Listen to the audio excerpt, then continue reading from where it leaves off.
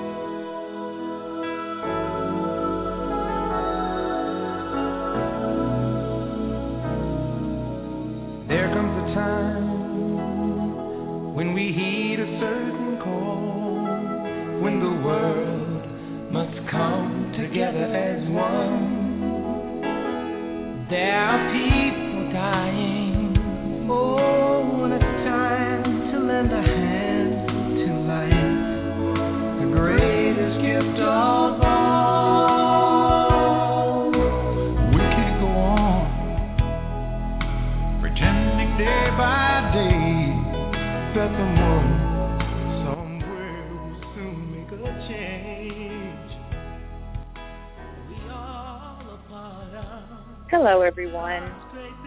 Hello to all our friends and family and all the countries around our beloved planet.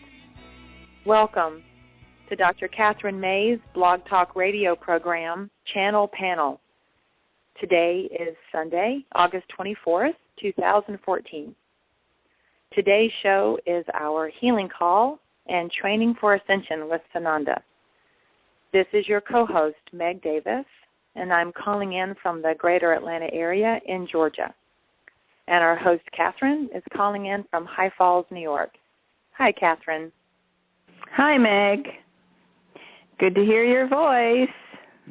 You as well. How are you today? We have a really exciting show today. Jam-packed with all kinds of good stuff. So let's just name our websites and your Facebook page so people know who we are. I think we have quite a few new listeners coming on every week, so we want to make them welcome and let them know who we are and what we're doing here, especially since they put our show as a featured host. There are more people coming to check out and see what we're doing here, so we want them to feel welcome. So my website is whoneedslight.org, and we also have a Facebook page that's called Healing for Ascension Tour. And if you're one of those people who says, you know, my relatives think I'm crazy and my friends have all kind of yawn and turn away when I talk about what I care most about in life, then we also have a page for you, which is Healing for Ascension Tour Group. And Meg is very familiar with that. She's a very active participant on that page. So, Meg, do you want to say something about what that's for and then also give your Facebook page? Wonderful. Absolutely. So, again, my name is Meg Davis, and I am a Chinese medicine practitioner and nutritionist in a town called Madison outside Atlanta. And I have been following Kathryn's work and the Healing for Ascension Tour work for a little over a year now, about a year and a half. And I am a member of the Facebook page Healing for Ascension Tour Group. So Healing for Ascension Tour is the latest up-to-date messages coming from our masters and guides through Kathryn and any up-to-date tour news when we're going to be on the road with her visual centering work and workshops. But the group page is for our personal journeys in sharing and support and stories and evolution on an individual path and also a group consciousness path as we're all becoming more and more aligned with our oneness and our group consciousness. And we have actually formed a very powerful group consciousness with all the members on Healing for Ascension Tour. So as soon as you log in and sign up to be accepted, which is 100% guaranteed, so no worries. Gabriella always likes me to make sure I mention that. You are one with our group consciousness, and you get to partake of all of our awarenesses and share yours as one, as well as spiritually and also on the page and sharing your own stories. It's a really a beautiful page. And it's so wonderful to be around such high vibrational people, but also regular human beings on our own path, full of mistakes and foibles and human error as the rest of us, but all of us seeking that one goal of raising our vibrations and coming into full consciousness and ascension. So it's a marvelous support group, so I highly recommend you join. My Facebook page for health information is Wisdom Within Meg Davis, and I support people's ascension through their health and their diet and balancing their energy fields with acupuncture. So that's what I do. Thank you, Kathryn. Mm-hmm. So it's quite an exciting time. We're getting new assignments every day here. So our work evolves. We haven't had just one format. And the reason for that is because every time we work out a format and we get good at it, they say, okay, now you're going to add something. So this Sunday call especially has become a sort of mixture of healing and ascension training, which really are the same thing. So it goes very well together to be working on your physical health and raising your vibration. And they've added a new challenge to us in the last couple of months, and that is a kind of intellectual understanding of where we're going. But we have left behind the three-dimensional concept of what intellectual means. And what they're trying to help us do now is to raise ourselves to the point where our mind, the part of our brain that helps us to add 2 and 2, for instance, and our heart are not separate and not different, not one better than the other, not one separate from the other, but unified. And when we talk about unity consciousness, we don't just mean unified with other people. We mean unified with ourselves. And so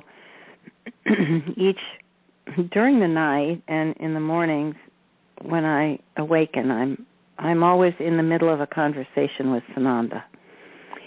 And he's been encouraging me to talk about these things, and this is why Gabriella and I, she got a question on the Facebook page that was exactly about what Sananda's telling us we need to talk about, and that's when we wrote the article about the black hole of forgiveness. And so we're having a little fun with it, you know. We thought, oh boy, now let's see what's next. The black hole of perhaps the black hole of discernment. So I think today he's going to talk about more about this, about not just New Age teaching, but brand new teachings. And he has asked us, especially for me and for Gabriella and for the people on these calls and for our Facebook page, that we take it to a higher level. There's a lot of good stuff out there. We know that. There are a lot of people who've been teaching, who've been very helpful. And what he wants us, what he's showing me is that it's a staircase. And we stand on the shoulders of those who came before us, very literally, because without the teachers who created the wonderful Buddhist, Hindu, even New Age teachings, we wouldn't be where we are now. But he's saying now it's time to reach for a higher level of understanding and of discussion.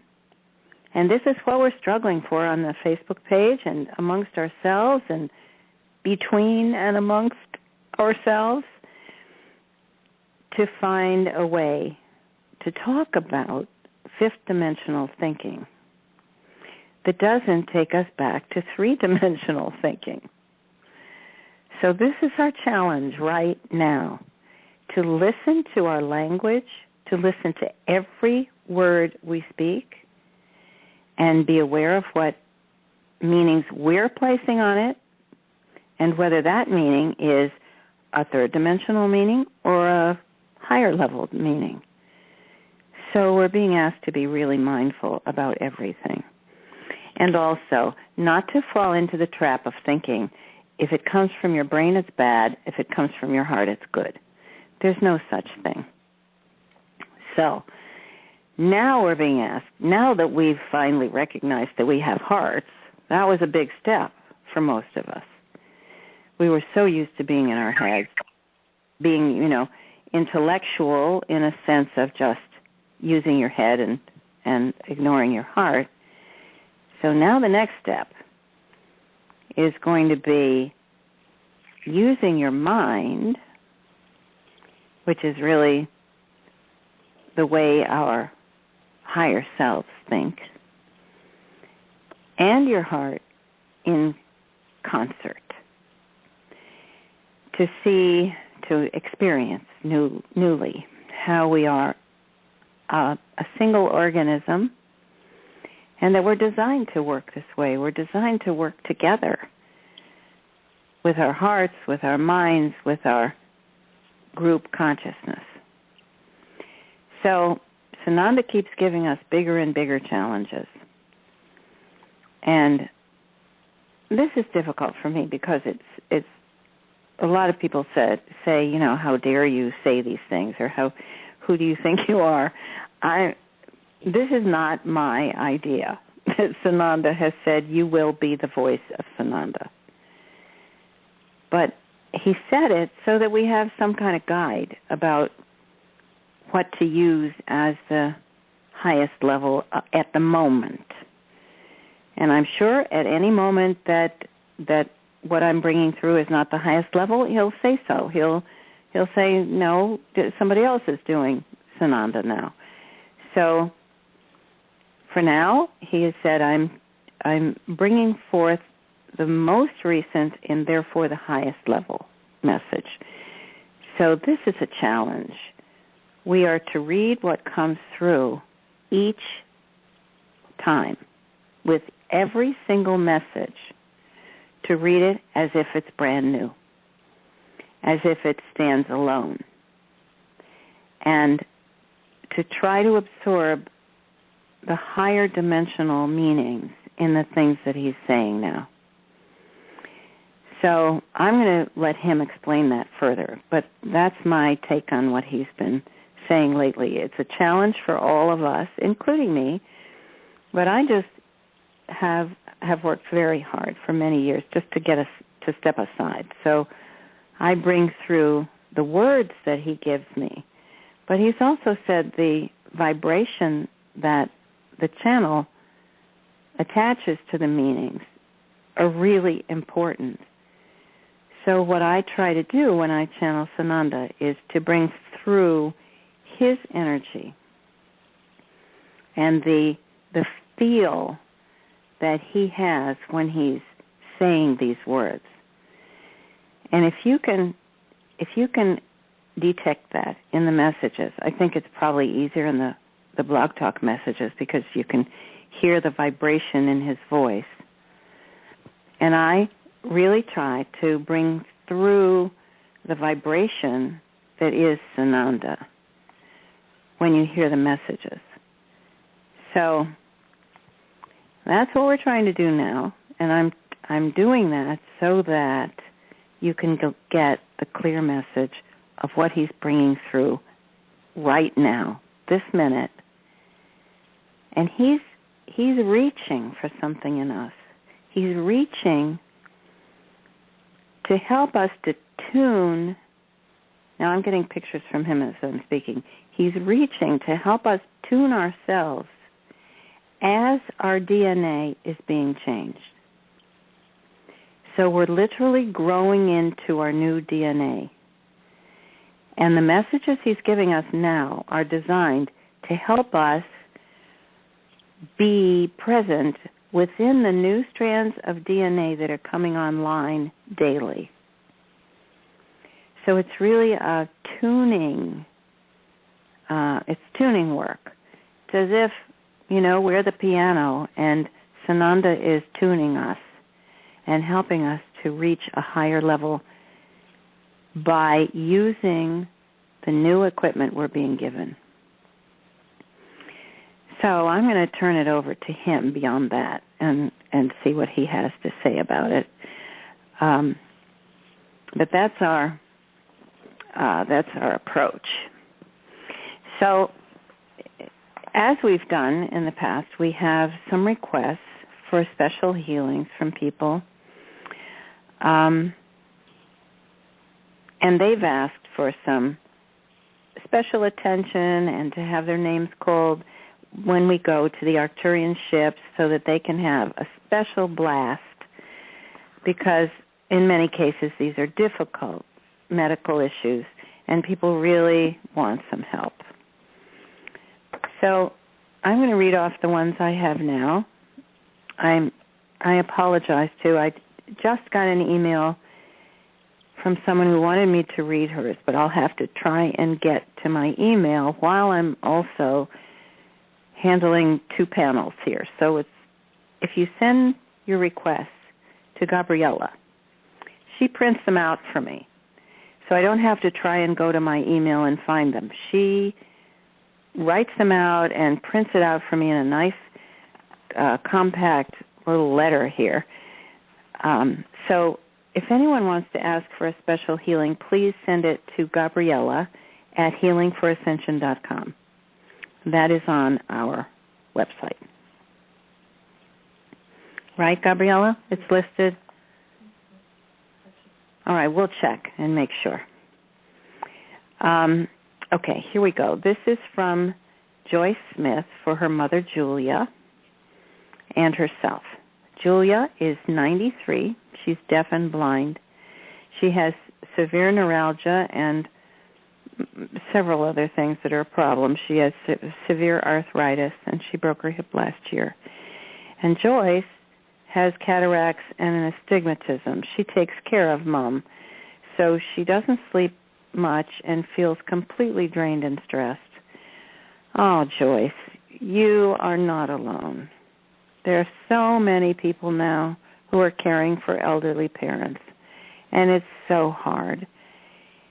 Whatever your relationship was with them before can either complicate or make it easier, but any way you figure it, it's hard physical labor, it's hard emotionally, and so we're going to send you a big blast of healing help and also love, just to fill you up with love so that you can keep going and feel good about what you're doing.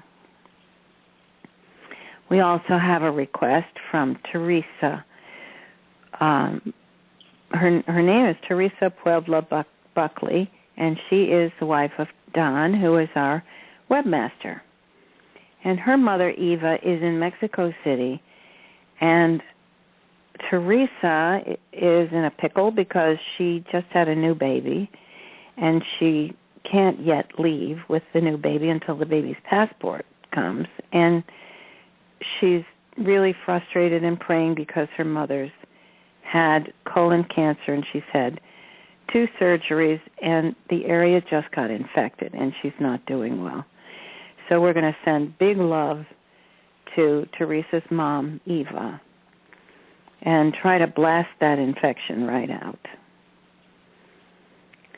Okay, here's from Marlene, our dear friend Marlene, and from Canada. She's writing for her friend Lisa's son, Stephen, who has developed schizophrenia since he was very young. And his symptoms are aggressiveness and suspicion of everyone and everything. And he has hallucinations. He's been taking medication, but as we know, the medications are very primitive and often not very effective.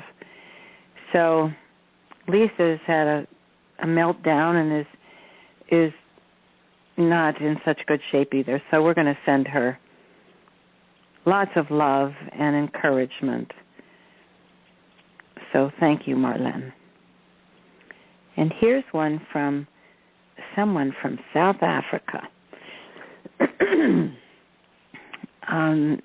She calls herself Pamela. Let's see if I can say her African name. Krishnaveni. So Krishnaveni was born in 1974 and is having some fairly difficult physical symptoms. She has a bit of pain and bleeding. So Krishnaveni, I want to reassure you. She hasn't been to a doctor, but she thought maybe her symptoms were from the light and love that we're receiving. But I want to assure her that the light and love that's coming through will not cause bleeding or pain. So if she had fibroids removed last year, if you're having bleeding from the colon or the intestines, it is not caused by anything that's been coming through lately. It's important that people understand there are Ascension symptoms, but they're not severe medical problems like this. So we need to help her really focus on this intestinal problem, heal it, and also her English name is Pamela. Pamela, to pay very close attention to what's going on in your body so you don't overlook anything. All right. So Anne, her left shoulder and hip and pelvis are painful because of releasing old memories and past pain. And she knows that this is a restructuring process for her. This is very important. She says she's in Atlanta, so maybe she'd like to talk with Meg. She has been working with an acupuncturist and a chiropractor, so it's starting to release things for her. So she says she hasn't responded so well to the healing in the past 2 Sundays. She can feel the healing energy, so she thought she'd ask for a special healing for herself, so she can really be focused and absorbing. This is really important. Thank you, Anne, for bringing this up. It is a good thing to work with healers or a good massage therapist or a good chiropractor when you're trying to release old pain and you're restructuring. You're literally restructuring your whole self, your thinking, your feelings, and your body. So it's a wonderful thing if you have someone you can work with to help you with this. And by all means, come, tell us what you need and we'll help too, because every single one of these requests brings up issues that other people have as well. So we want to try and help in all kinds of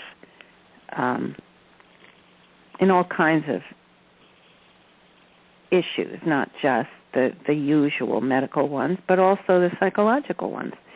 And speaking of, here's someone.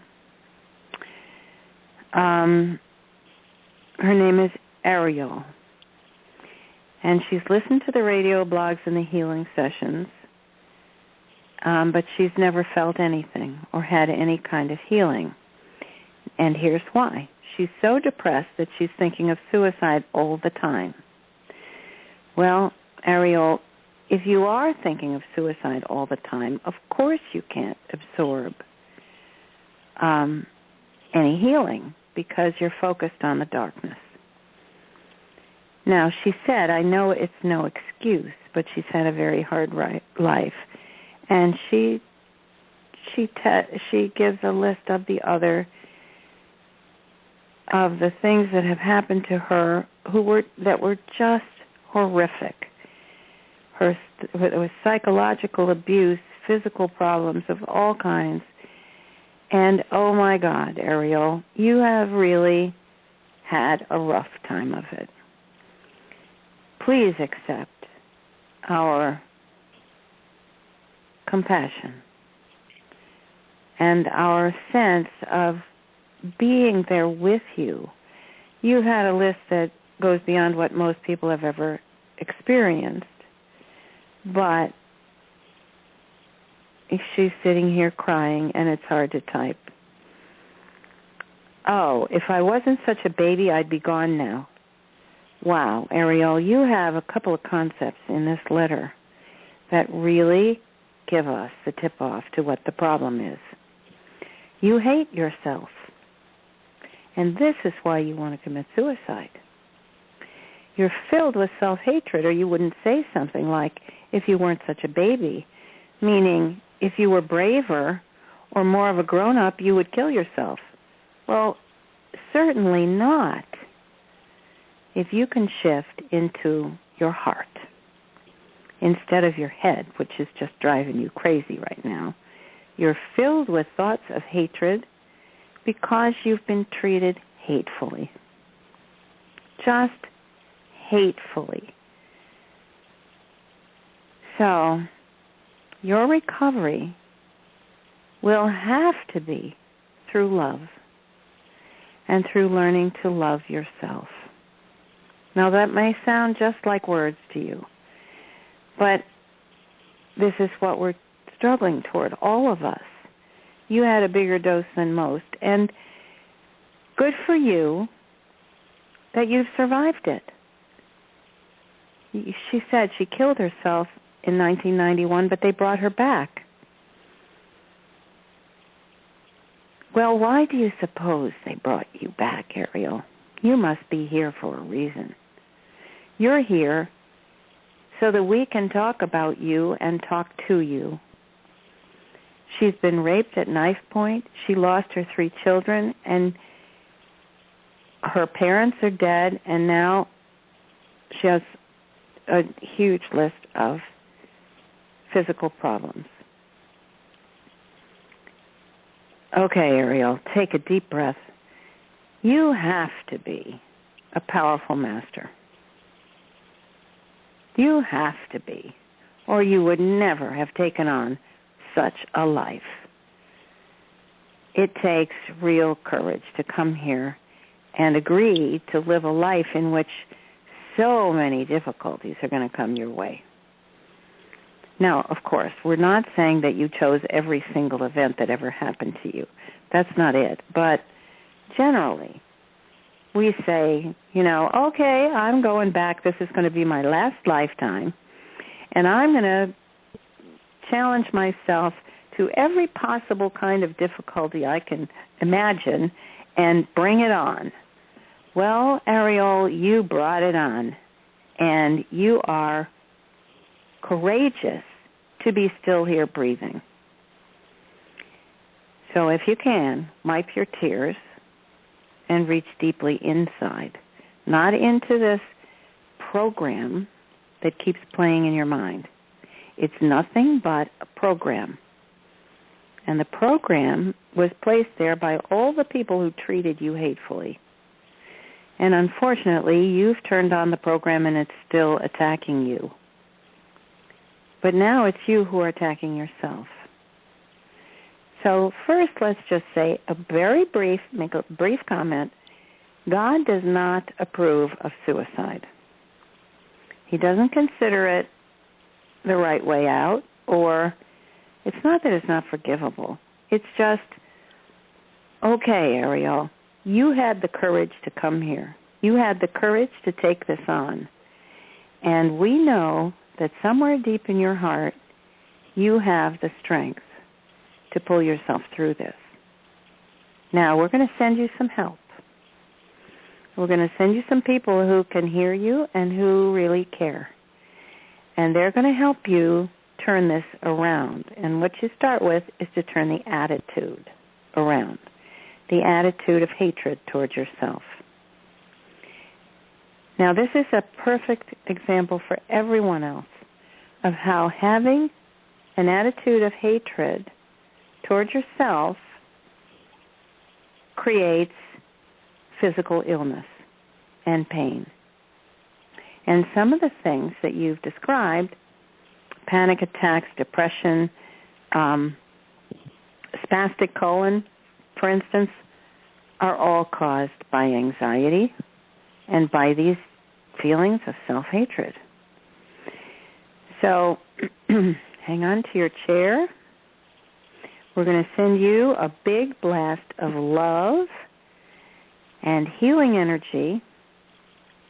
And what we hope is that you will try your very best to let it in. Promise yourself you will try something new, because this old program you've been using isn't working. Not if you feel like this and you're so sick and you're struggling. It's not working. So come on along with us.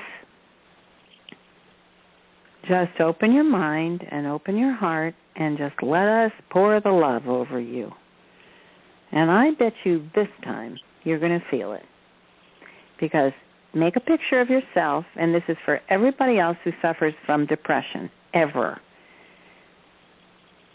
Picture yourself with a whip in your hand. You are whipping yourself. Now, picture yourself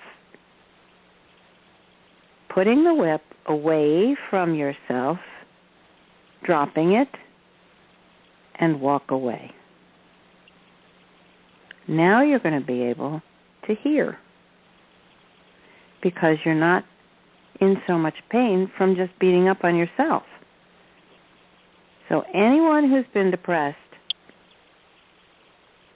you know, this is what Robin Williams needed. This is all he needed, was to know that he was worthy and to really understand that he's loved, and not just by fans and by, you know, family members, but by God and by your higher self. That's our way out. So here we go. We have another request from Cyril, who is our French translator from France. Oh, it's a testimonial. Great, Cyril, thank you. And we had another testimonial, too, in my email that I didn't yet get to collect. But this is wonderful. We love to hear this. Okay. I just wanted to let you know about what happened to my heart since the last call and mentioning my name on the call. First of all, my mother is feeling much better. She goes walking in the park a little bit every day and started riding a little bit every day. Riding? Is she riding in a car or is she riding a bicycle? For me, I had a huge and sharp pain in the evening and from time to time during the night after the call. It restarted during the week, and when I reread Sananda's channeling and the article that Gabriella and I wrote. So he's had a sharp pain, and he said, I had a feeling during the week that my heart was beating a little bit faster after the call than before. I checked it out this morning, and it raised from 35 pulses to 40 pulses per minute. You're getting closer, Cyril. So Cyril had a problem with a low heartbeat. He was born with a hole in his heart, and he struggled with a slow heartbeat. So, okay, Cyril, you're up to 40. That's closer. Keep going. So, thank you, Cyril, for the feedback. We're glad your mom's doing better. And also, thank you for your beautiful French translations.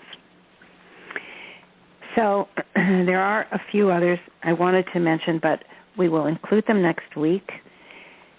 So, those of you who sent us requests, please send them to Gabriella. And we are going to now call on Sananda to come in. So are you there, Meg? I am. I'm going to ask that you do your discussion. Remember, we promised people that you would talk about heart disease. Yes.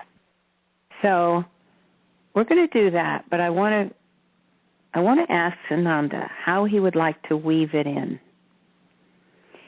So then you and Sananda can give a discussion about the heart healing. How would that be? Yes, I'm happy with that. All right. So I'm just going to now turn the call over to Sananda, and I'm going to let him sort of gauge how he wants to do it from now on. And he will work with you on this discussion about hearts. So I'm going to just now step aside, and then you and Sananda can talk. Very good. I'm just telling her this now because Sananda must have put this idea in my head just now because I hadn't thought of it before. About racing. Yes, that's going strong. Thank you. Yes. Okay. All right. So I'll step aside and let Sananda take the call over, and we'll see how he wants to plan it. Very good. All right, Kathryn, I'll let you just sit back and take a beautiful deep breath, and Sananda's right here. Welcome, Sananda. Welcome, dear Meg. Yes, this is I, Sananda, and I couldn't wait to get on the call. I loved what you've been talking about these past weeks. It's been so productive, and you can feel it, can't you? People are really beginning to absorb the healing energy we're sending them. And your call, was it only last week, when you gave the talk about nutrition and diabetes and heart disease and so on and changing your diet, people were stunned into coming awake and really shocked into seeing how far away they really were from taking good care of themselves. And so when you lay it out for them so clearly, it becomes impossible for people to say, oh, well, I have a great diet. I don't eat candy. Well, that's not all there is to a great diet. And you were very careful about the way you specified the beginning steps. And this is what we're talking about now. You gave people a foundation. It was a foundational discussion about how you can really change your life by changing the way you look at food, the way you eat food, the way you think about food, and the way you think about taking care of yourself. Now, when you talked about Ariel and her depression and her many, many physical problems, what she's describing is that she has not learned to love herself and to take good care of herself. I want to send first a blast of loving energy to everyone on this call.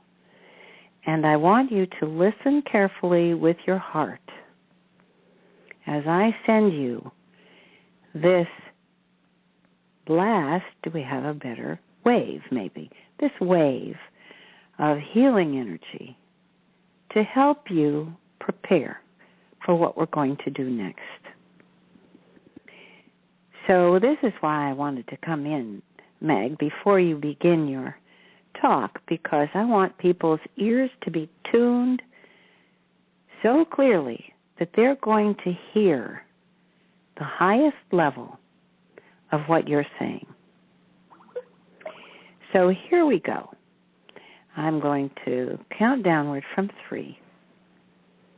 And you're all going to feel a wave of warmth, acceptance, and the deepest love and compassion from me to you.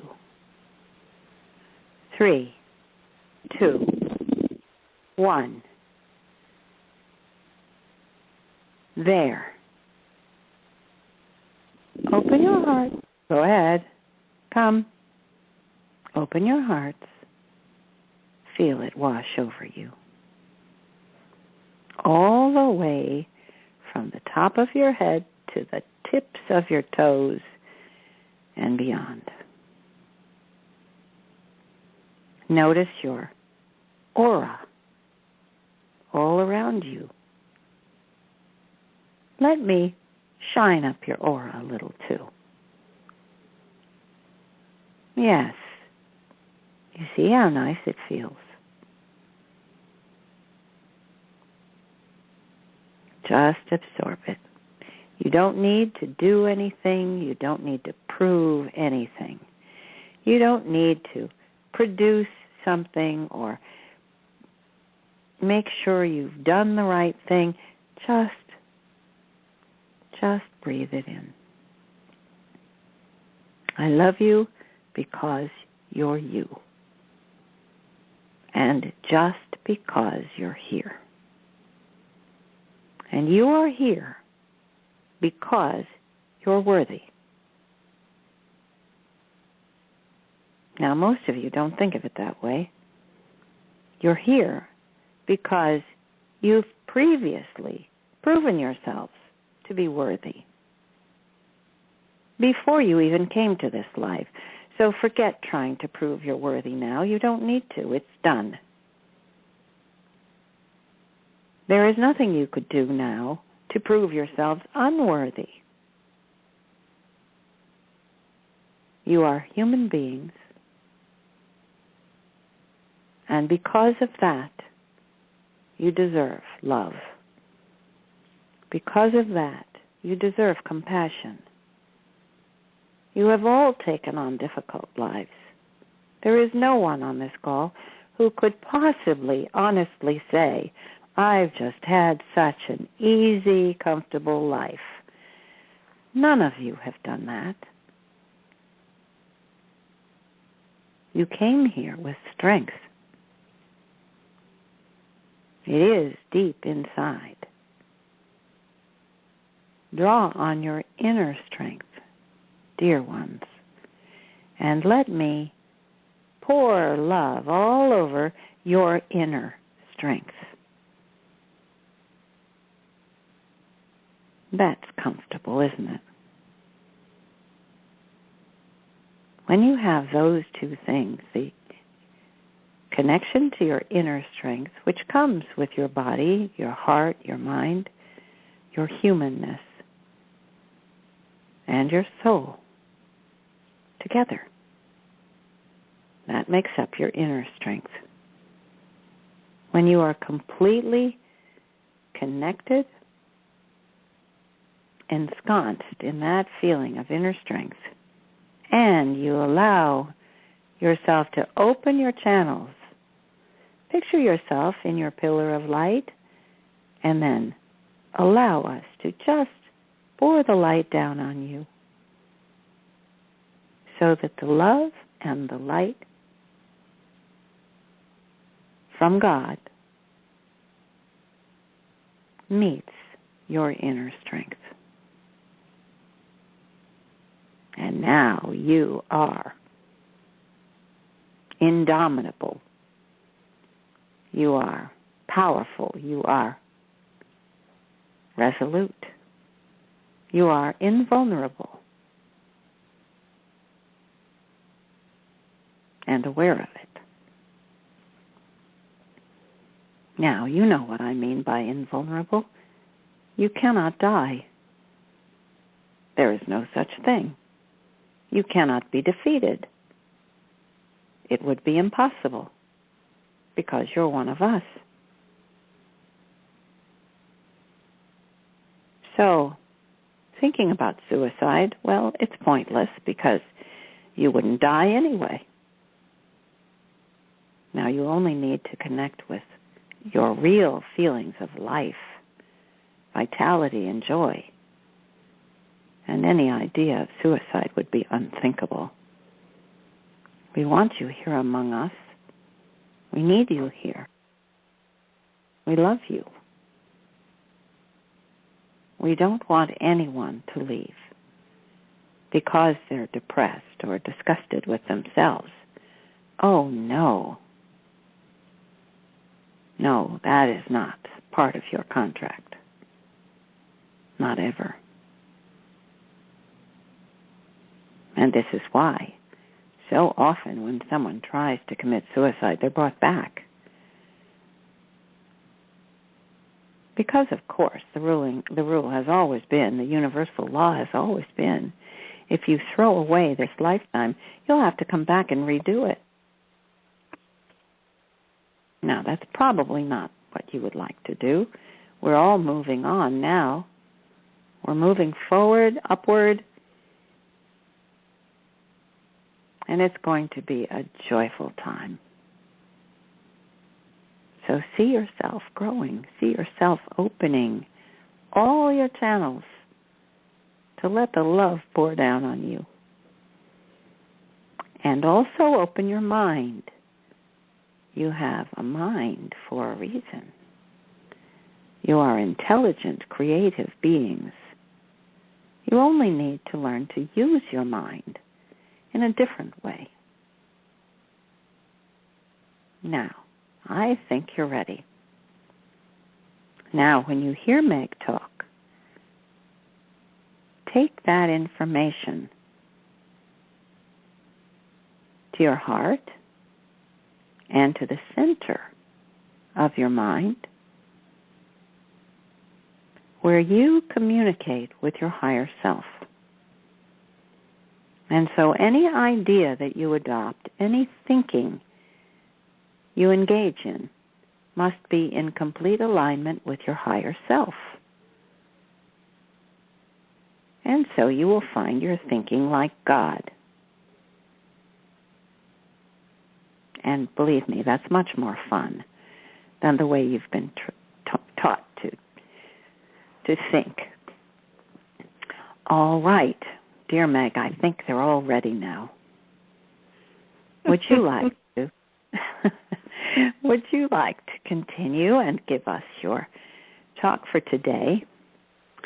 You beautifully weave things together having to do with nutrition and caring for yourself and so on. And I think today you're going to talk about hearts. Yes. Am I right? Yes, you are, Sananda. Well, take it away, dear. Thank you, Sananda. Although I think it's very unfair for you to give such an amazing love blast and expect me to speak. So I'll take issue with that later. So, yes, but I'd much rather be speechless for those reasons than others. Thank you so much. My heart is absolutely exploding with your love and your unconditionality and your enthusiastic acceptance of our path here.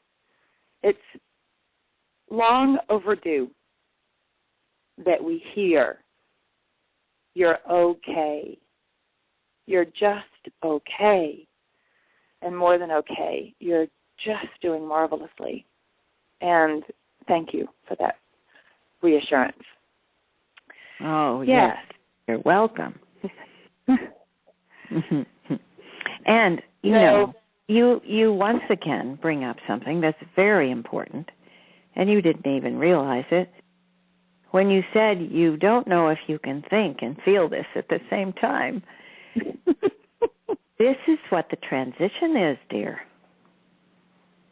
Now, if you continue to feel the love I sent you and allow yourself to speak inside that love, then everything you say will resonate with the power of light and love. And people will hear it differently. So take a deep breath, dear. You have a fund of information you can rely on. You don't have to worry about that. And when you speak, just speak with all of yourself. And we will listen very carefully. Thank you. So it's interesting to talk about hearts because there's there's two sides to everything. There's an energy side that has a physical aspect and an emotional one. And our organs are just the same. There's a physical organ that beats in your chest, and there's also an emotional organ that is the center of your love and your intelligence. So many times when I'm working with people about their heart health, I have to address both sides, just like Sananda so beautifully did. That heart health has two sides. It has the love for ourselves and the words we choose to speak and the people we choose to hang around with, the things we choose to read and allow in our heart, and also the foods and the liquids and the nutrition that we eat, which is symbolic and a metaphor of the love we have for ourselves. And the light and the dark have given us choices in front of us each day to be able to love ourselves or continue in patterns that don't speak for our love of ourselves and the foods we choose, just like every other choice we have. So we had several people request a discussion about heart health. So I'm happy to combine some information about the physical heart and the way that the foods we eat influence the health of our physical heart, as well as and combine those with Sananda's words on the love we have for ourselves.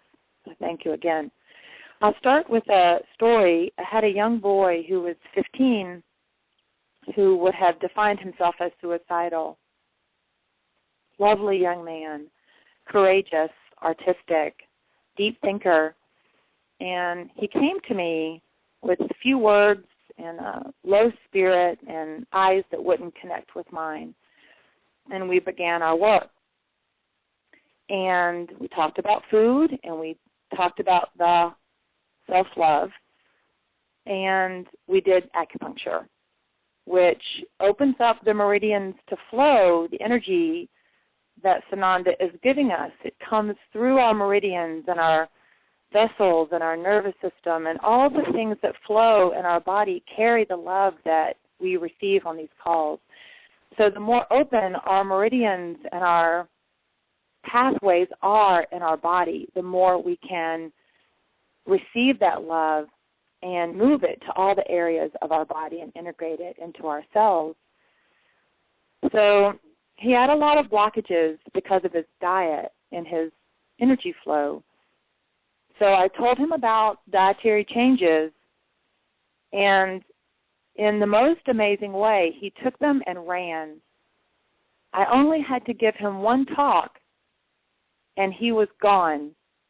He never looked back. It was beautiful to see. And each week, he got better and better and better.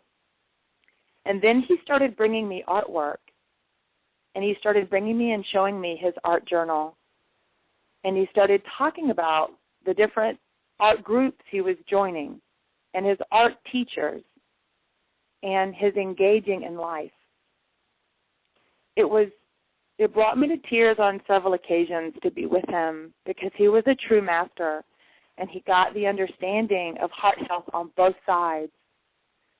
And today he actually comes to my health talks, and I let him speak of his story because he's taken over the cooking for his family. He's 15, and he cooks for his family of 7. I think it's an amazing story. And this is what we can do. This is our piece of the puzzle that we can add as part of our self-love. There's also an interesting book that was written by a clinical psychologist. Her name is Natalie Campbell McBride. And she wrote a book called The Gut and Psychology Syndrome.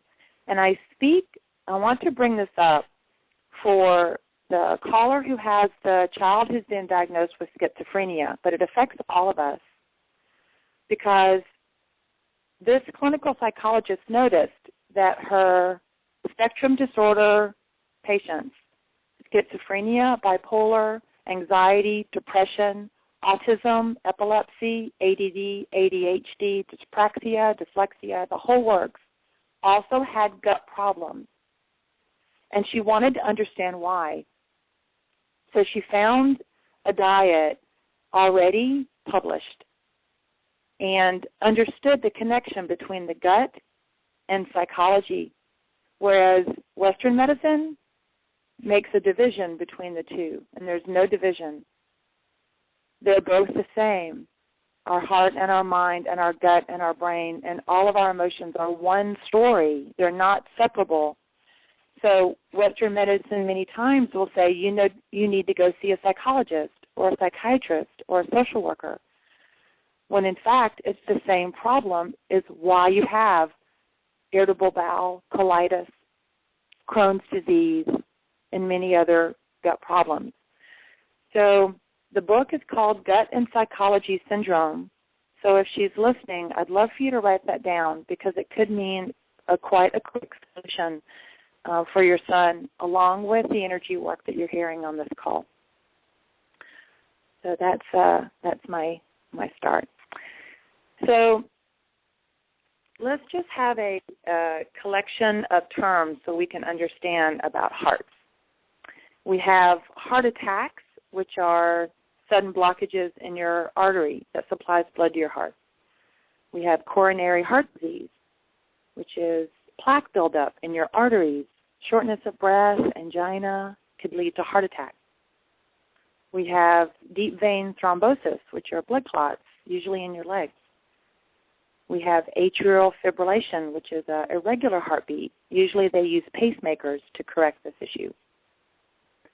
We have a term, hypercholesterolemia, which is a very fancy word for just high cholesterol, which is allopathic medicine or Western medicine says high cholesterol is anything over 200, which I strongly disagree with.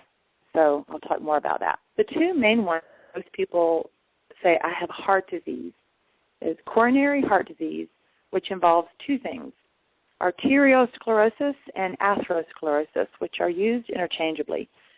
And they're words that mean that your blood vessels that carry oxygen and nutrients from your heart to the rest of the body have become stiff and thick and filled with plaque. And so your arteries become so congested that they restrict the blood flow to your organs and other tissue, forming problems depending on where that blockage is in your body. And then we have also hypertension or high blood pressure, which is defined as anything over 140/90 when you get your blood pressure checked, which just measures the force of the pressure on the walls of your arteries as your heart pumps your blood. So I just wanted to list those words out loud because heart disease could be several things, and usually people have some combinations of problems, or they may get a certain diagnosis and they come to me with, okay, I have high blood pressure, can you help me? And we need to unroll the understanding about how the heart works and what their problems are. Now, it's interesting, there was a caller last week who brought up a wonderful website by Weston A. Price, and the website is westonaprice.org. And Mr. Price had an amazing book he wrote called Nutrition and Physical Degeneration. And Price traveled all over the world and studied isolated human groups, so groups that had very little interaction with the outside world, including small sequestered villages in Switzerland, the Eskimos and Indians of North America, Malaysian and Polynesian South Sea Islanders, African tribes, Australian Aborigines, New Zealand, and South America. And he found that these groups had traditional diets, and they had certain characteristics. And he looked and really noted what these people were eating. And he also noted and studied them long enough that he was able to see some of them transition to modern convenience foods, and also studied them then and showed the difference in how they started developing diseases when they adopted a modern diet. So these traditional diets had a couple of things in common, which has to do with our heart. These peoples had diets that had no refined or denatured food, so they came with their own enzymes. No refined sugar or corn syrup, no white flour, no canned goods, no pasteurized or homogenized or skim or low-fat milk. They had no refined or hydrogenated vegetable oils, no artificial vitamins, no food additives, and no food colorings. The also interesting thing is most traditional diets carry and varied from 30% fat to 80% fat, like the Eskimos. So an unusually high percentage of fat, but very specifically, they had only 4% of their diet came from what I call bad fats. And most of their fats came from saturated or monounsaturated fatty acids.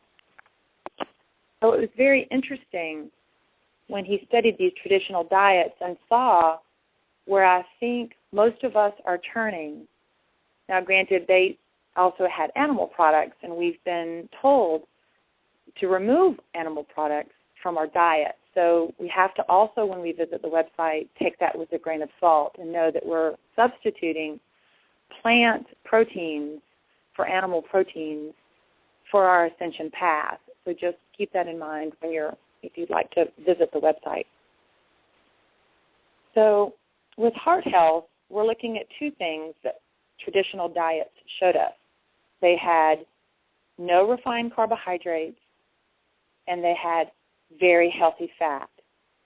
And this is really the key for heart disease in our country, is refined carbohydrates and poor fats or unhealthy fat.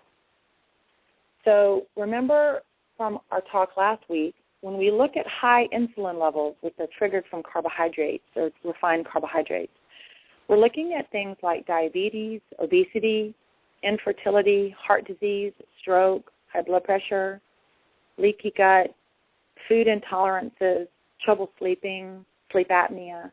Many of these things that you go to different doctors for, but they're actually one problem. And this is what gets all of us so confused, is we go to so many different doctors, yet they're actually one problem. So being able to follow the guidelines from last week with reducing the certain types of carbohydrates from your diet will start to reduce the insulin level, which also lowers your risk for heart disease. Very interesting point that nobody talks about in Western medicine. Insulin alone is a separate risk for heart disease, just the insulin, which is so interesting. But refined carbohydrates also cause what we call bad cholesterol, which is called very low-density lipoproteins, which are forming plaque in our arteries. Not regular HDL, LDLs, but very low-density lipoproteins, which you'll see if you get blood work done. These are plaque-forming cholesterol in our veins that cause the blockages in our arteries. Insulin also causes hypertension, blood clots, blood thickening, high sedimentation rate, which is very inflammatory in the body. So insulin alone and changing our diet to remove refined carbohydrates is going to be very impactful. But one of the things that most of my patients have a question about is cholesterol. So I want to address that. Cholesterol is a substance that's primarily made from our liver. It's actually a vital component to our health. 75% of our cholesterol is made from our liver. Very small amounts actually come from our food. So when you go to a doctor and they tell you to lower your cholesterol, lower the cholesterol in your food, it's not really having any effect. Changing the fats will, but not the cholesterol in the food, because the liver is the organ that makes the abundant levels. One of the things that a lot of people don't understand is how powerful cholesterol is for our health and why it is so dangerous for people to go on cholesterol-lowering drugs unless they have a family lineage of extremely high cholesterol, 600, 700 level, very high. That's a genetic component. But going on cholesterol-lowering medications when we're at 200, 250, 300 is actually quite dangerous. Cholesterol is produced by almost every cell in the body, and it's vital for a repair substance for wounds and for tears in our arteries. So when we have a wound, which is caused from smoking and too much insulin, cholesterol then goes to the artery to repair it. It's vital for our health. So if we take cholesterol-lowering medications, we're not able to repair our arteries, and we actually have more risk for heart disease by taking cholesterol-lowering medications. So that's a misnomer in the understanding of cholesterol and heart disease. Cholesterol is also a precursor to our vitamin D, which is our happy hormone, the sunshine hormone. So we need cholesterol to synthesize the sunshine for vitamin D. Cholesterol also helps us fight infection and is the precursor to many hormones. Cholesterol makes all of our sex hormones, all of our estrogen, progesterone, testosterone, so very vital for our health and happiness.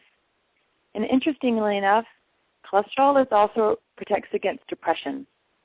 There's a link to the brain and the nervous system with cholesterol. So very interesting. So I'd like to put cholesterol back in the minds of people as our friend and work from that place. But Sananda, you mentioned last week that you'd like me to address the connection between stress response and people's diet. So I'd like to take a second to do that. Yes, dear, and I'd like to add something to the wonderful descriptions you've just given. There is a very simple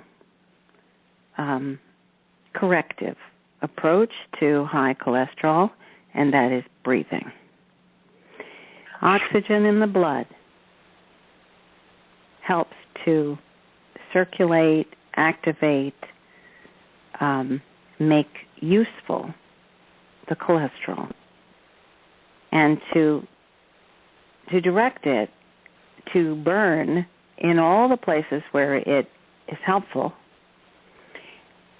and to get the cholesterol, as you've said, to be your friend.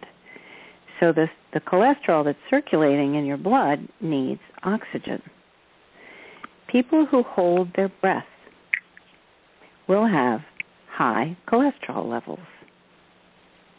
It's very simple. It's like you have your car operating on a setting that's too rich, too much fuel running through and not enough air. It works the same way.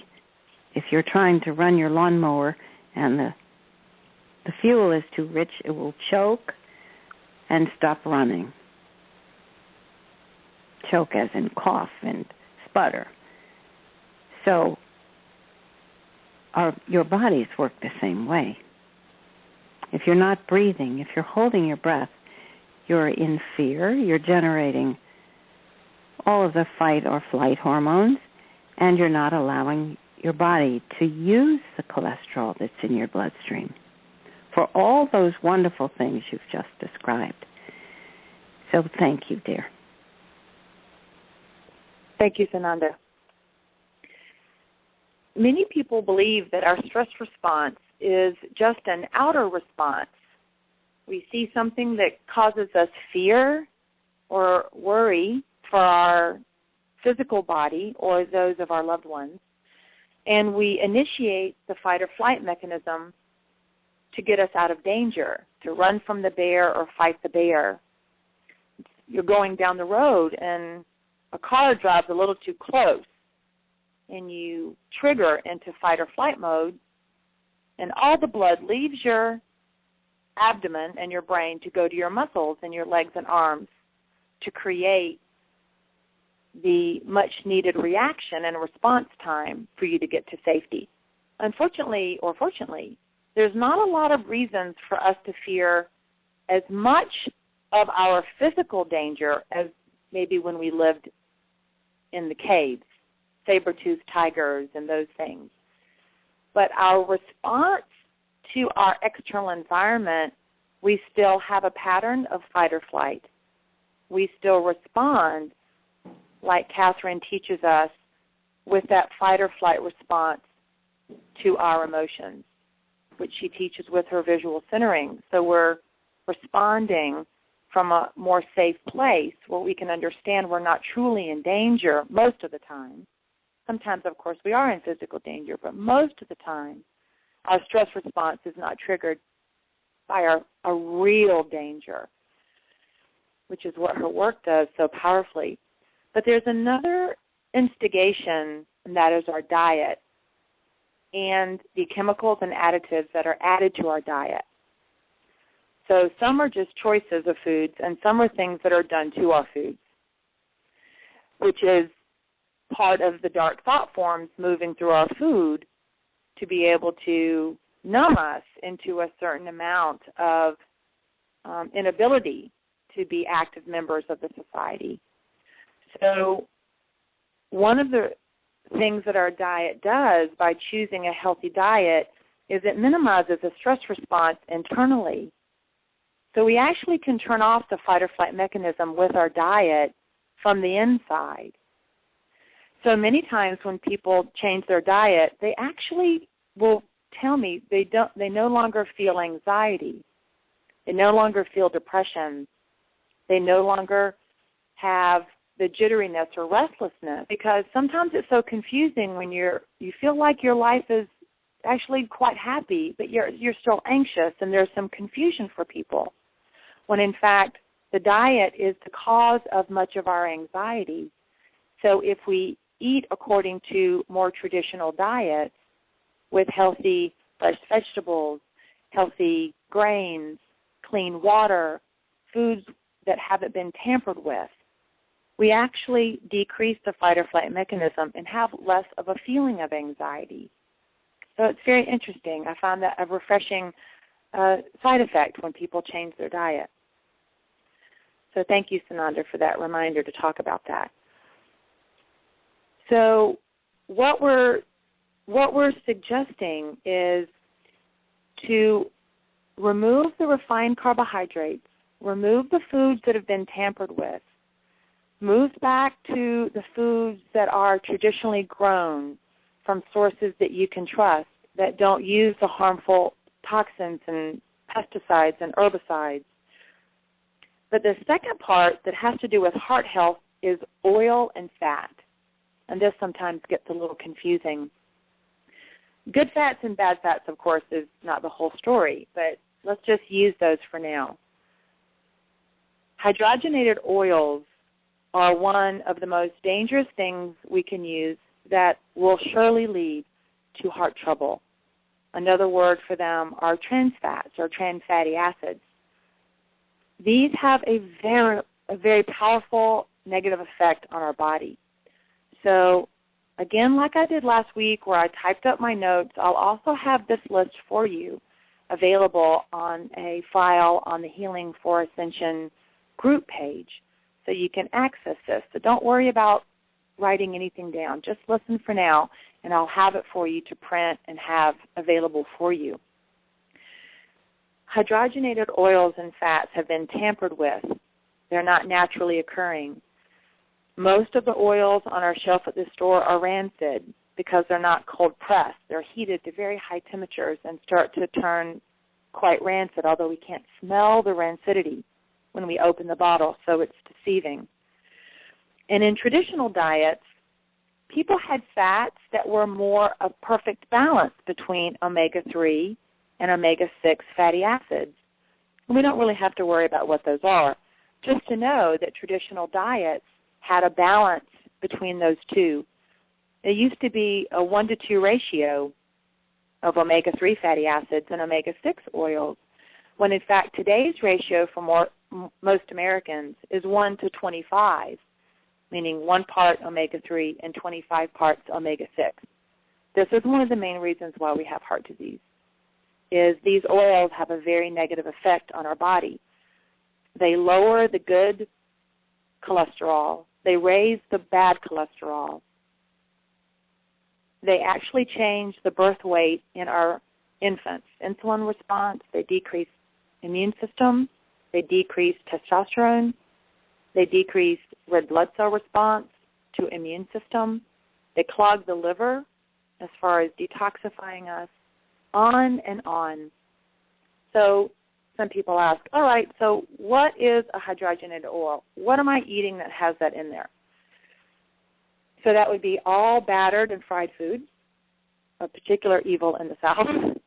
We love the fried chicken here, but that had to go. Margarine, vegetable oils, non-dairy products, non-dairy creamers, cake mixes and frosting, white bread, tortillas, fast food, peanut butter unless it's organic, ice cream, pie or pie crusts, pancakes, waffles, microwave popcorn. Ooh, I know that got cookies, biscuits, frozen dinners, crackers. These things we have seen, I know I have, it's part of my life since childhood. And this is what happened to me in my 30s when I got sick, and I had to understand that the way I was raised by very loving parents, they had no idea of hydrogenated oils and trans fatty acids at that time. So it's not even that we know these are bad and we're eating them. Sometimes we just have no idea that this is actually causing our hearts to have trouble beating the blood throughout our body. So the good kind of fats that are wonderful to eat are those that come naturally in foods. Avocados, olives, quinoa, all of these come with really high levels of omega-3 fatty acids. And if you'd like to use another kind of fat that's made by humans, derived from plants, coconut oil and olive oil are relatively safe in small amounts. But foods are loaded with fat. There's so many omega-3 fatty acids in vegetables, people never even think about that. I had a wonderful member of the Healing for Ascension tour page remind me, have you seen how many really good fats are in greens? We never even think about that. I was so grateful for that reminder. So I think bringing our awareness to when we meddle too much with Mother Nature that she gives in such abundance, this is when we start seeing our diseases. This is when we start having trouble. When we can pull as fresh as we can right from her garden with little change, the body is amazing at being able to use these natural products to give us full energy and health and vitality. So when we combine the emotional work that comes with our Ascension training with Sananda and Kathryn, who needs light, visual centering, our grounding, and combine that with our own connection with our higher self and the love we have for ourselves, with loving ourselves by choosing these good foods, what we find is the perfect balance between the emotional way we care for ourselves and the physical way we care for ourselves. And it ends up being the perfect combination for our ascension. So I support you, again, in starting anywhere you can with turning a new eye to your kitchen and a new eye to your grocery store. And know that I'll have all of these on the Healing for Ascension tour page for you to review at your own time. Sometimes it's so hard to listen and absorb. So just take your time and read through. And as many of you did, you emailed me amazing questions, and you found me on the Facebook page, and we had wonderful conversations. So don't hesitate to find me on Facebook and ask your individual questions that I may not have touched on today. And I wish you many blessings on whatever changes you make to move into a healthy alignment with your food. Thank you, Sananda, so much for the time to share this information. I'm very grateful. Thank you, Meg. That was just brilliant. I love the way you wrapped it up there with the picture of loving yourself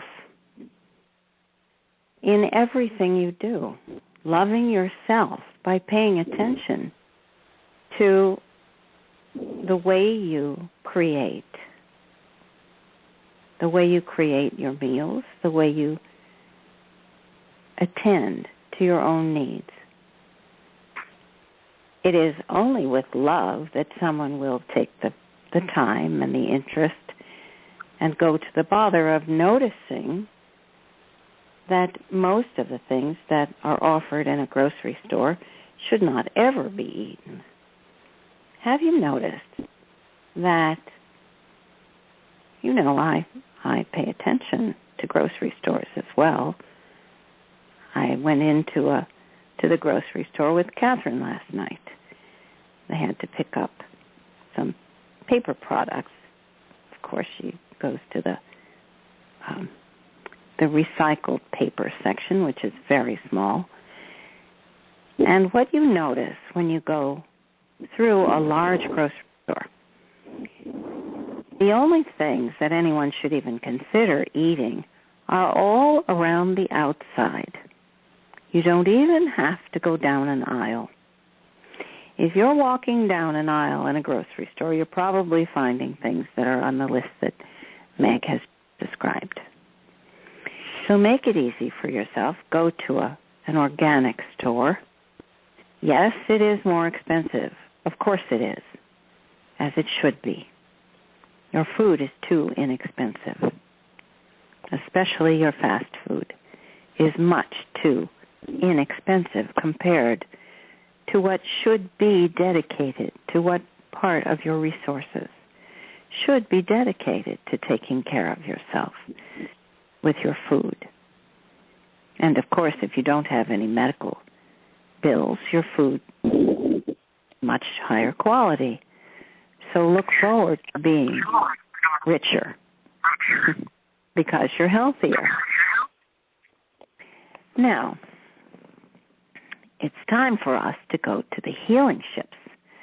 We've promised you that we'll go visit the Arcturian ship, and we have these people waiting who are eager to go and take part in the lovely healing arena with us. And so we'll go there now together. And let me remind you again, you're going to hear this from me in every call and every message. Let me remind you again to listen with new ears, to see with new eyes. I'm going to give you one example before we leave. Look around your room. Let your eyes fall on some object. Now notice, when you look at that object, what are your associations to it? Look at the color, the shape, the use of it, where it came from. And notice all the things that run through your mind. If it's a chair, well, that reminds me of a chair that my grandmother had. And the color of the chair. Oh, yes. That's like the fabric that my mother had in her dining room. And the use of it. Oh, yes. We used to sit around chairs like that at the dining room table. You see, human beings have always, in the third dimension, have always had the way of thinking about things that includes references to the past. That's not a fault. It's simply the way it is. It's the way human beings have always thought. Now, what I'm asking you to do is to create a new kind of thinking, a radical new kind of thinking Because you see, human beings are very conservative. Even the ones who call themselves liberals are very conservative in the way their minds work.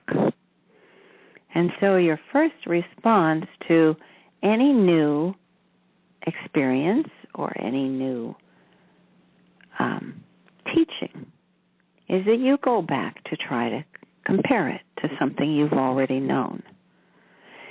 Now, that's not wrong, but what I ask you now is to see everything in a sort of suspended state where you allow yourself to digest it, to process it in a new kind of way. It's very good that Meg is giving you this information about bodies and how they work, because in picturing your body this way, what you see is that your body processes food, water, air, the way your mind is designed to process information. In a pure state of measuring, seeing clearly, the way an eagle sees, noticing the qualities of what you look at without having to associate it to something from the past.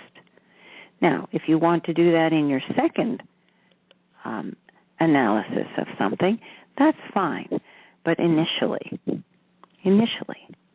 try to simply see it for what it is, right now, in the present. Notice the qualities.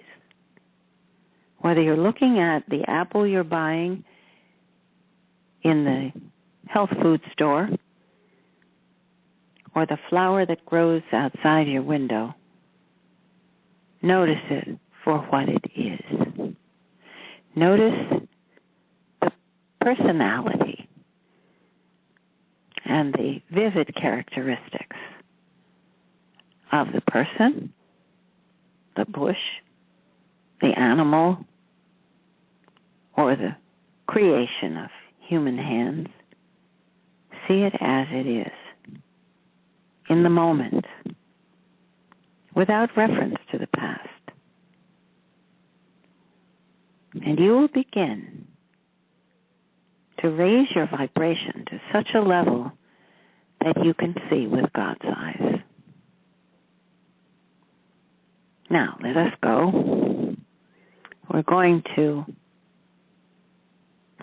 hop on the rising vibration inside our pillar of light, which we expand to include the entire globe.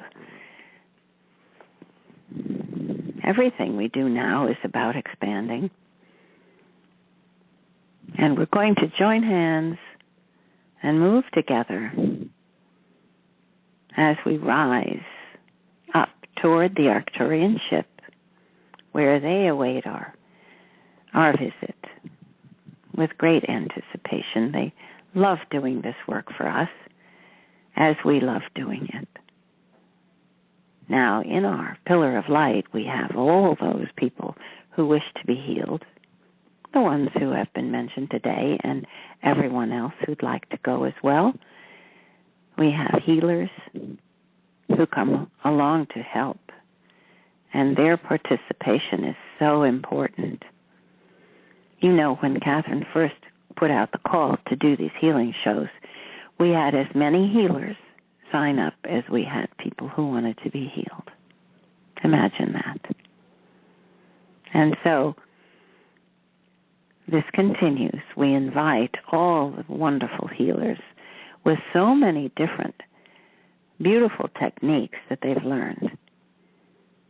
And now I invite the healers as well to open your minds and open your hearts to new inspiration, new knowledge, new experience that will take you far beyond anything you've learned in a school far beyond anything even the greatest master could have taught you a year ago. Because truly, you're all changing. Your creativity is expanding. And your capacity to process things anew is evolving. And so here we are. They open the doors for us to come into the entryway. Huge place. We can remain together, holding hands in the circle. And they open the great doorways so that we can enter the arena. And here the Arcturians, the beautiful Arcturians, their bodies are so light and filled with light that they emanate like small pillars of light, each of them. And their warmth is palpable. You feel a sense of welcoming. And so let us all go into the great healing arena. And now, if you wish, you can bring your animals as well, and they will go to their own special healing arena. And one of you can usher them over where the Arcturians will accept them and take them to their beautiful room. A little more like a playroom than the one that the adults go to. Now we'll go in to the great circle where the beautiful reclining couches are, so comfortable and welcoming. And each of you take your place around the circle. Join with others who may have similar difficulties so that you form a support group between you. Everyone welcoming each other warmly. And as we continue, the Arcturians will do their scan.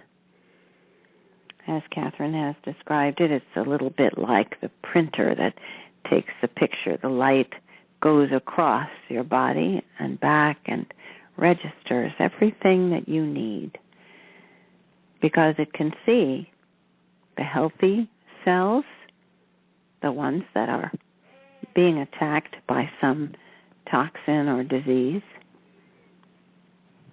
and it registers on their scan. The reason they use the scan itself is because it helps to calibrate their healing wands. Now, they are also very effective, even without their technology, but this gives an extra boost to their power, and it focuses the energy and the light in a very particular way. And so they can take their wands, which have been calibrated, and use them to point toward, for instance, a pocket of cancer cells. And the wand itself is calibrated to nullify the cancer cells and to encourage the healthy cells. And so there is no toxic effect like the kinds of chemotherapy that you're familiar with. They're only destroying the cancer cells. And in doing that, it simply nullifies the cancer cells. Let me give you an example. Some of you may be familiar with sound systems that use this technology from physics, where a certain vibration at a certain decibel level can be completely canceled out by producing the opposite. It's called noise canceling. And so this is similar to what the wands that the Arcturians use can do. It cancels out the vibration of the the cancer cell, the bacterial or virus cells, by producing a vibration of the opposite tone, let's say. And by doing this, it cancels out the disease. It's a very elegant process, and also a very simple one. So this is what the Arcturians are doing now. They're using their wands to help activate your immune systems, to give a boost and a delightful feeling, to help your body to recalibrate itself. Now, this is a delightful experience, but you must also remember, you must continue to do this yourselves when you leave.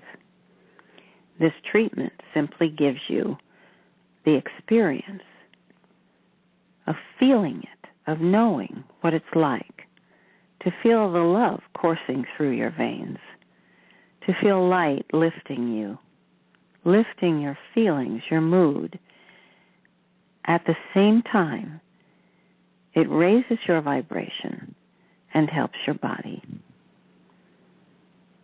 Yes, you are one with your body. Our goal here is to help you love your body, move in to occupy your body fully, take possession of every cell, and as Prime Creator has said, to be in command of every thought, every feeling, and every action. And of course, under the category of action, we include what you eat. And you've heard now from our dear Meg how crucial it is, because, as she said, it is symbolic of the way you care for yourself. And so, most people will say, oh, well, I can't afford organic food.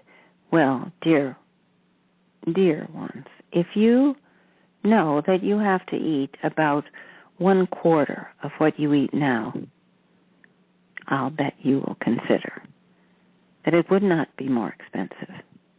In fact, it is more expensive to eat the toxic, destructive food that most of you have been eating. It is very expensive to eat bad food. Well, we can't even really call it food, because if it's trans fats and processed sugar, it's not food. It's poison. So really, it's a matter of whether you invest in poison or you invest in real food. There's hardly a choice, is there? Now, if you know you don't have to buy meat, you don't have to buy desserts, you don't have to buy anything that's processed, your grocery bill is not going to increase, because you're going to be buying less, and your nutrition levels will increase so that you will feel far less hunger. And so the quantities you need will be reduced considerably. Now, as the Arcturians are working, I go around the circle. And I stop for just a few seconds with each person, because that's all it really takes for me to send a huge blast of love that will wash over you, give you a sense of warmth and acceptance, for I feel such love for each of you and such admiration. Your willingness to take part in these groups is so heartwarming to me, and gratifying to know that you're working so hard to learn and to change and to learn to absorb our love. It has been such a long time on planet Earth that the darkness had interfered with your even knowing how to accept our love. It's not that darkness ever overcame the light. That's not the way it works. It was that the darkness distracted you from the light, convinced you not to absorb it, convinced you to do something else, think about something else, distract yourselves with entertainment or with activities that keep you so busy you can't possibly think about how to take care of yourself. And then to convince you that there was something really good about that. Oh, it's been a hard time. It's been a hard road convincing all of you that you deserve love, that you deserve good care. It has always been true. It has always been our feeling toward you. It has always been God's way. But you were taught something so different. We do not punish. We do not disapprove. We do not condemn. Now, this does not mean that we don't see when someone does something unfriendly or destructive. Of course we see it. And we do support the methods that will help those who are innocent. We don't say, for instance, just because we say we don't condemn, doesn't mean we don't have judgment. It doesn't mean we don't see the difference. Of course we do. And it doesn't mean we condone or accept destructive or dark behavior. Yes, we see that sometimes those people who've been murderous and destructive and cruel need to be separated from others. Yes, they need to be separated out and specially trained, especially helped, because they don't understand, because they have no basis in feeling regret or remorse when they do something cruel. And so our solution or approach to that is to support your efforts. For instance, to arrest or isolate those people who've been destructive. That's appropriate. That does not mean we condemn them. It means we see that they're dangerous to you. They're dangerous to the progress of the planet. And because of that, they will be separated, they will be helped, they will be taught. They will have the chance to learn, but they won't be amongst you. They won't be there to hurt you or take advantage of you. And this is the program that we recommend for you. Be very careful about who you bring into your life. Be careful about who you support, who you nurture, who you give your love to. Now, when I say that, I mean who you embrace, who you bring into your life, who you invite to your table. If you want to forgive everyone, then by all means do so, but do it from a distance. If you want to forgive those who have used their machetes to hack their fellow countrymen into bits, yes, they need your forgiveness, but they do not need to move into your house. There is a great difference, and this is the message we tried to send to you, And when I asked Kathryn and Gabriella to write an article for you, it was with my full approval and my encouragement, because you need to hear from others as well, others among you who understand and are digesting and processing this new way of thinking. Now, as I go around the group, you can hear my words and still concentrate on your own healing. For my words come from the deepest part of my heart, from my connection with God. And when I connect with God, my words express God's thinking. This is what we hope to teach you, dear ones, that you too can feel and think and behave like God.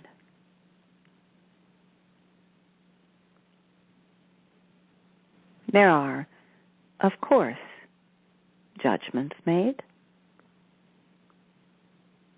You have been talking recently about the word judgment. Because I suggested it, it was my idea to bring this up, because I would like to restore the word to a different kind of definition. Judgment is the path to wisdom. It has nothing to do with that other concept, which should really be a different word, that is about being judgmental. Being judgmental is pretending to have judgment. It's pretending to be above it all. It's pretending to be superior to others, pretending that you know better. That is an entirely different thing. It has nothing to do with real intelligence. It has to do with arrogance and ego. And so, it has been terribly mistaken to mix those two things. And people end up saying things like, I never judge anyone. Well, heaven help you, beloved ones. What kind of people do you invite into your life? Don't you care the way people behave? Don't you care the way they treat you? So let's restore to dignity the concept of judgment. It means measurement, assessment, careful vision, clear vision, and sparkling good health. Because, of course, when you are in a state where you are living in your heart and your mind is connected to your higher self mind, you are a whole organism. You operate like a beautifully oiled machine, of course better, more complex. And your thoughts and feelings merge into the perception of truth. This is what we're looking for. This is the higher dimensional way of life. And there are no shortcuts, dear ones. There are no simple formulas or ancient chants which can bring you to the highest level of who you are. Now use all the techniques you have, of course. Meditate. Ground yourself on Mother Earth. Open your mind. Feel your body alive, healthy, strong, from the inside out. Feel my love pouring pouring down on you through your whole body to every single cell, awakening every part of your body, your stomach, your brain, your heart, your fingertips, all your senses alive and operating like an orchestra, in synchrony, in balance, and in love. And in that place where you go to the center of your brain, your thoughts will be different. They will not approach anything judgmental, but you will have good judgment. When you are in the center of your brain, using the techniques that Kathryn has taught, the visual centering helps you to go to the center of your brain. When you live there, not just as a practice to help you get through a difficult moment, but when you live there, you are in the mind of God. And it is not possible for God to be judgmental.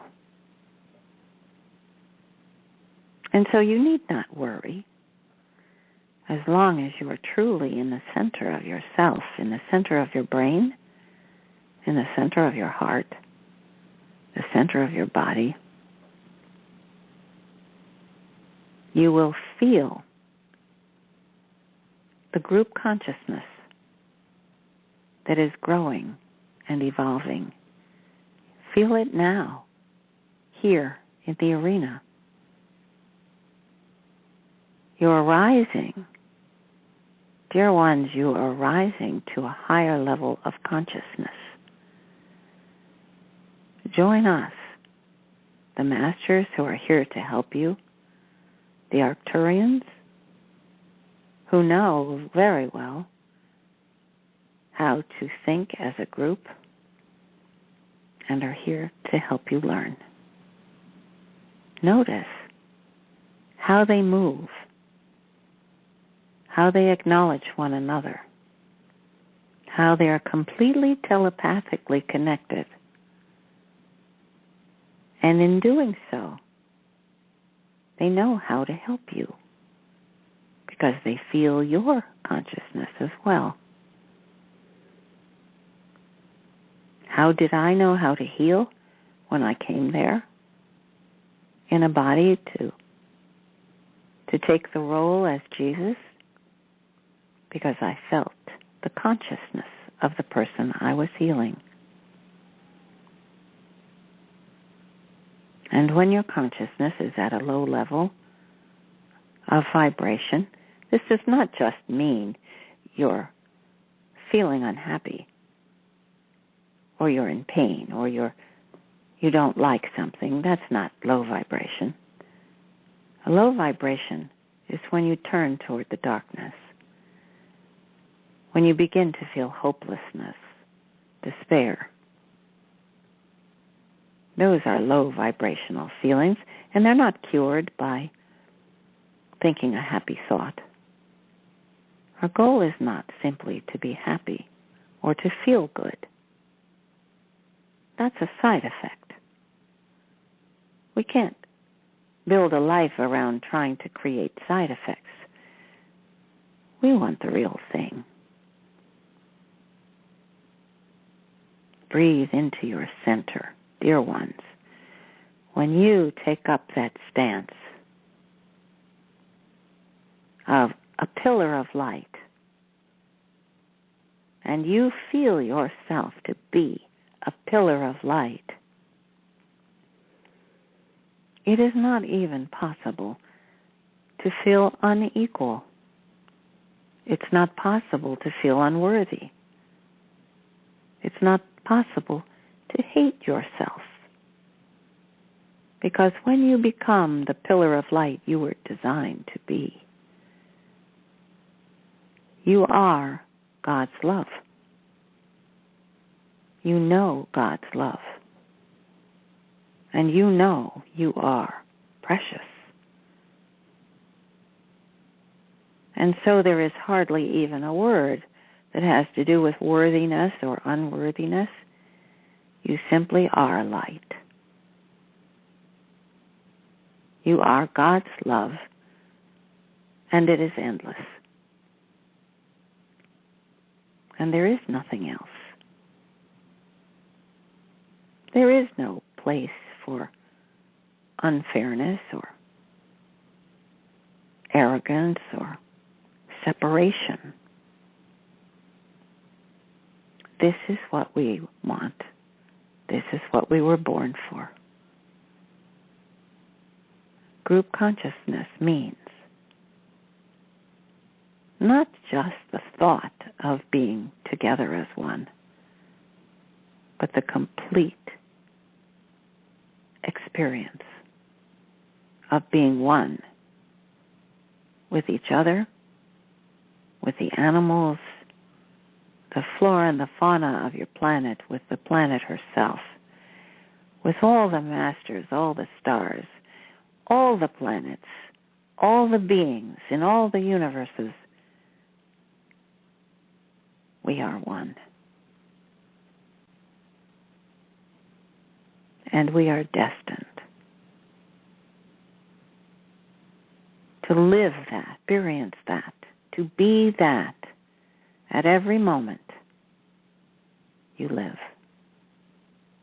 At every moment you're in this precious, beloved body.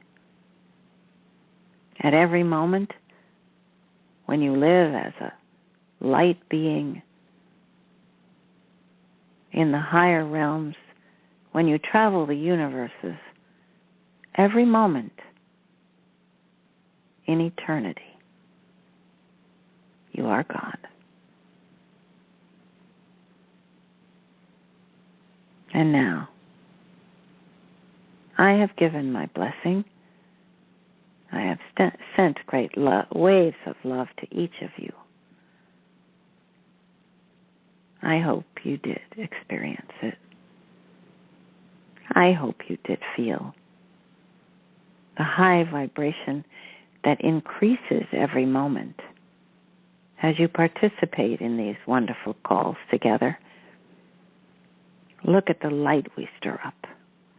Look at the energy we experience together. Look what happens when you listen with your hearts and you understand. It is more than thinking. It is more than breathing. It's more than your heart beating. There are no words for what one really means. You must simply allow the feeling and the experience and know that this is what you were born for. This, dear ones, is what you came here for. To feel this uplifting, this rising feeling of joining with others, this is what we're here for.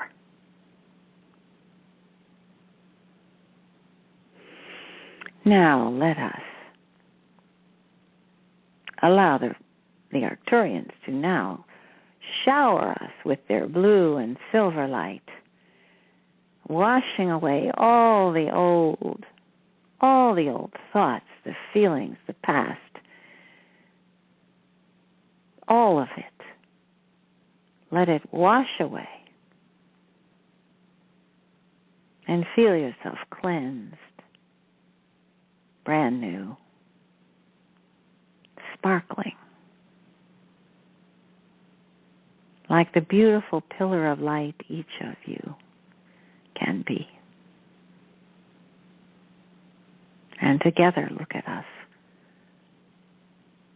We're like a sun.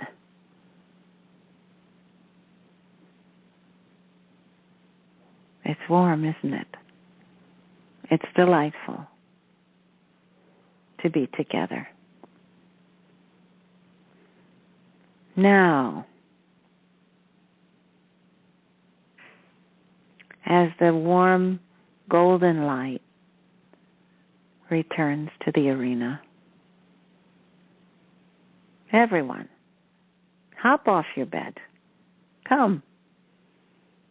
Embrace the people around you. Notice how beautiful your friends look, how restored and happy they are. Let us all go. Bid our farewells to the Arcturians.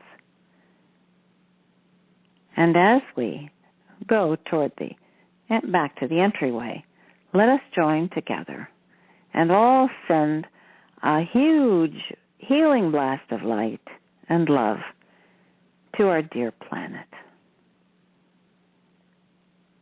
Let's count. 3, 2, 1.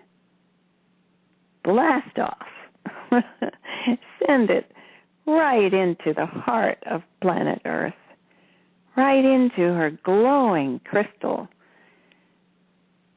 And as we do that, each time we do that, the crystal gains in power.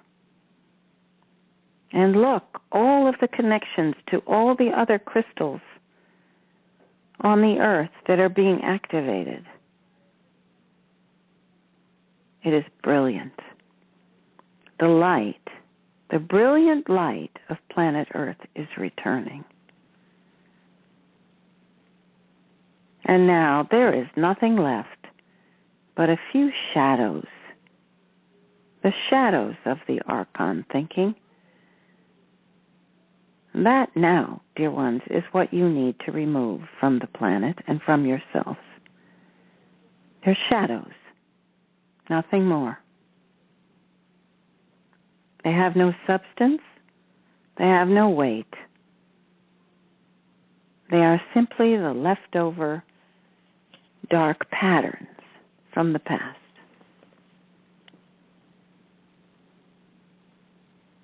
That shouldn't be an impossible task, should it?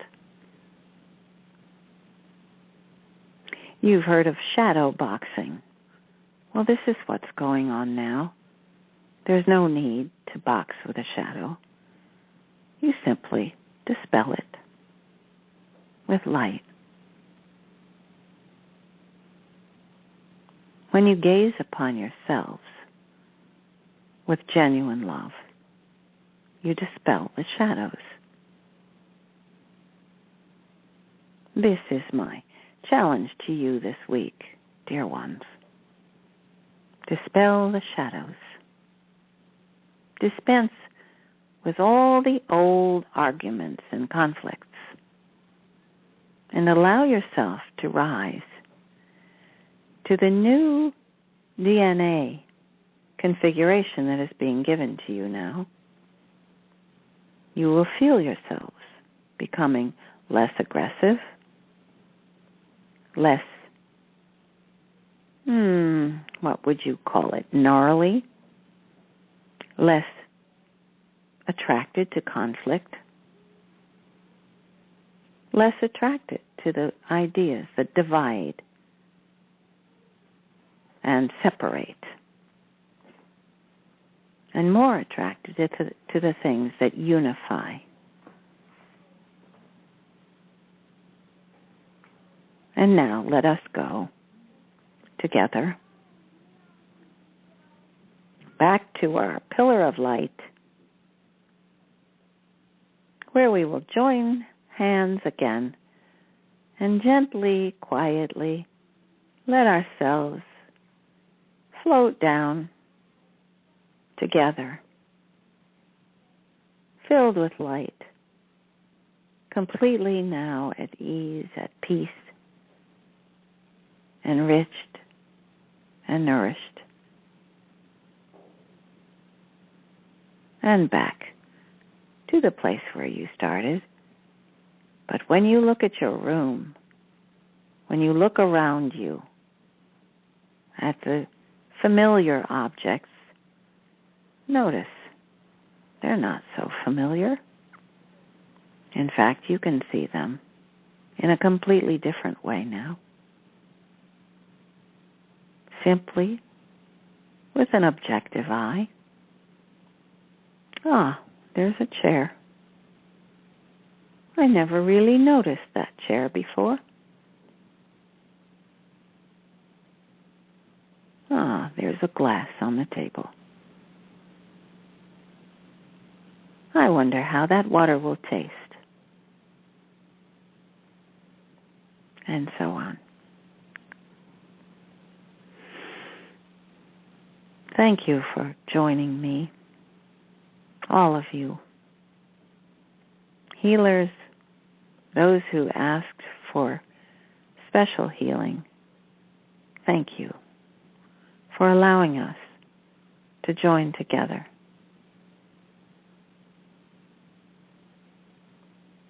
I send you my endless, endless love and gratitude,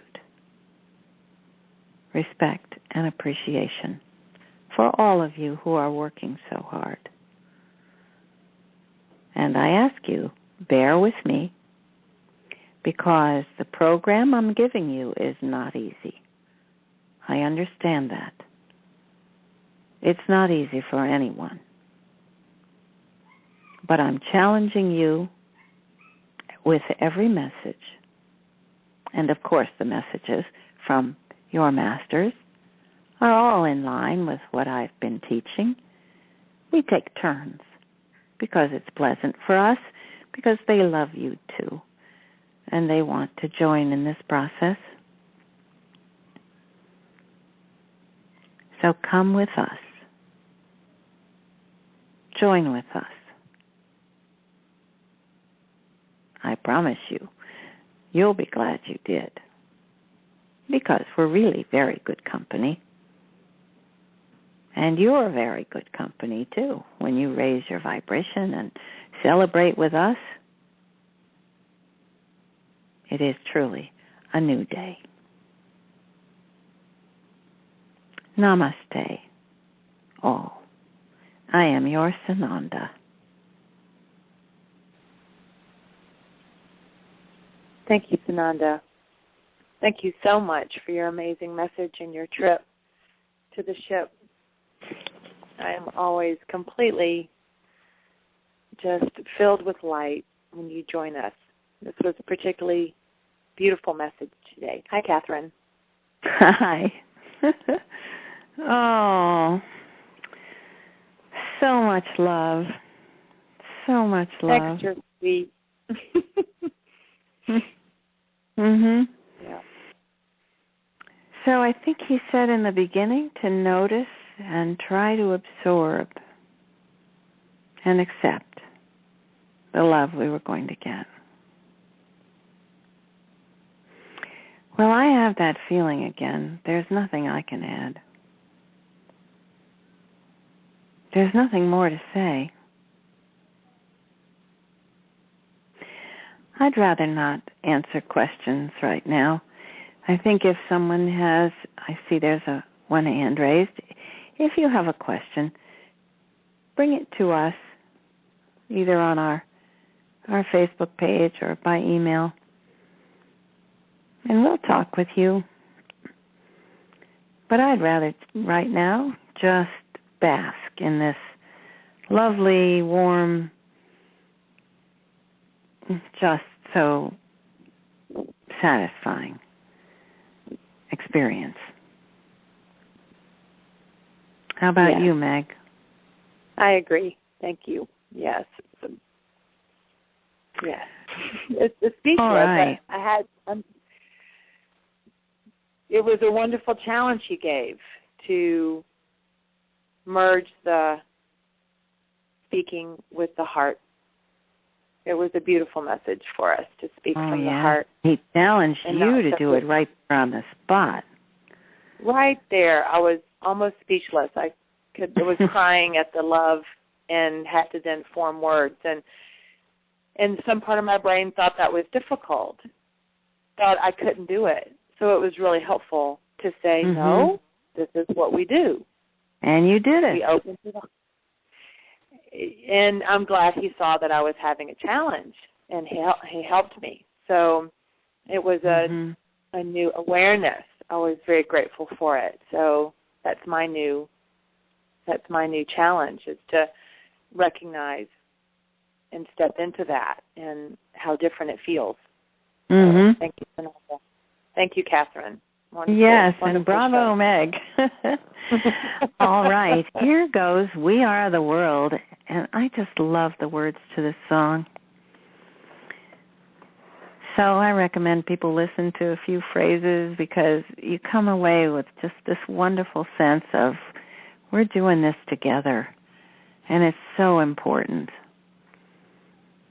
And we'll see everybody Wednesday at 8 for our next show. Yes, Wednesday night at 8. And meanwhile, watch for our messages. People who want to sign up for our email messages, make sure you go to Who Needs Light and go to Sign On, and you'll get all of these messages that we're sending, and I'll be sending out the articles too. So long, everybody, until next time. Goodbye, everybody. Bye-bye.